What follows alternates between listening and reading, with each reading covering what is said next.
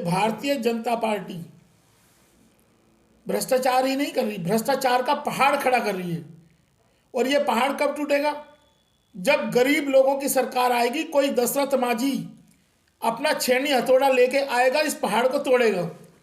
तो अब इस देश के आदिवासी, दलित और कमेरे वर्ग को ये भ्रष्टाचार का बीजेपी रूपी पहाड़ तोड़ना पड़ेगा। जब ये टूटेगा तो ही उनको रास्ता मिलेगा दूसरी जगह जाने के लिए, तो इस देश का विकास होगा। तो अब इस देश के दलित, आदिवासी, पिछड़े, उन सबको दशरथ माझी बनके इस भ्रष्टाचारी रूपी जो पहाड़ भारतीय जनता पार्टी ने खड़ा कर दिया है, पूंजीवाद का जो पहाड़ खड़ा कर दिया है, उनको छेनी हथौड़ा लेकर इस पहाड़ को तोड़ के अपने लिए खुद रास्ता बनाना पड़ेगा। राहुल गांधी भारत जोड़ो यात्रा चला रहे। अगर दिल्ली की बात करें, वही आम आदमी पार्टी कांग्रेस को तो करके आज यहाँ बैठी हुई है और अब उसी के साथ गठबंधन, उस पर आप क्या कहें? देखिए, ऐसा अगर आप इस तरह की बात करते हैं तो भारतीय जनता पार्टी जिन लोगों का विरोध करती थी जम्मू कश्मीर में, उसी महबूबा मुफ्ती के साथ उन्होंने सरकार बनाई। भारतीय जनता पार्टी तो कहती है कि मैं किसी मुस्लिम को टिकट नहीं दूंगी, और उसी के बाद उन्हीं मुस्लिम के कंधे पे बंदूक रख के कहती है कि मुस्लिम बहनों को 3 तलाक से हम मुक्ति दिलाएंगे। तो ये उस विचारधारा से पूछने की जरूरत है, क्योंकि ये एक सेकुलर विचारधारा है। इस देश का कॉन्स्टिट्यूशन सेकुलरिज्म पे टिका हुआ है। सभी धर्म को समानता का अधिकार है। यहाँ कोई आदमी किसी भी धर्म को मान सकता है। तो अगर उनके धार्मिक आस्था या सोच में समानता है तो कोई भी आदमी एक दूसरे से मिल सकता है।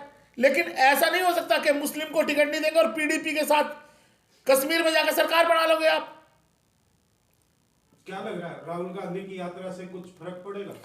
मैंने इससे पहली प्रेस कॉन्फ्रेंस में भी बताया था, जो तेजस्वी यादव हैं, बिहार के उप मुख्यमंत्री जो थे अभी, और अभी आज की डेट में बिहार के अगर किसी सबसे बड़े नेता की बात हम करें, मोदी से भी बड़े नेता बिहार में तेजस्वी यादव हैं।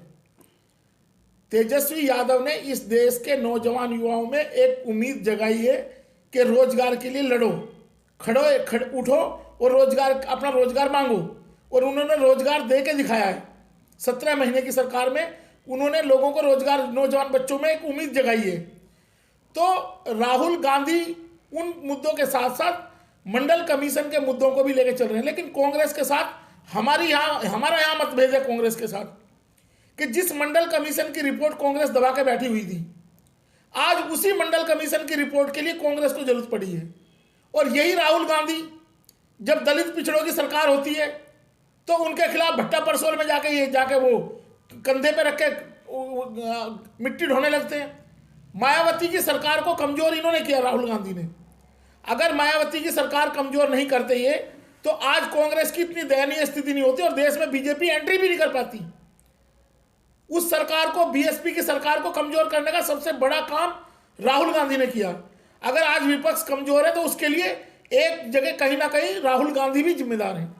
अमित चौहान जी, कहीं ना कहीं आप तेजस्वी को मोदी से जोड़े, प्रधानमंत्री से उससे बड़े नेता हैं वो। मेरा कहना यह है कि राहुल गांधी, वो तेजस्वी यादव मोदी से बड़े नेता हैं, जो इस देश के युवा में और जो इस देश की मैन पावर है, ह्यूमन रिसोर्सेज है, उसको संगठित करके उसको देश के काम में लगाने वाला आदमी ज्यादा बड़ा है, बजाय ये कि उन लोगों की कमाई हुई पूंजी को एक पूंजीपति को देने वाला आदमी सबसे कमजोर और घटिया है इस देश के लिए।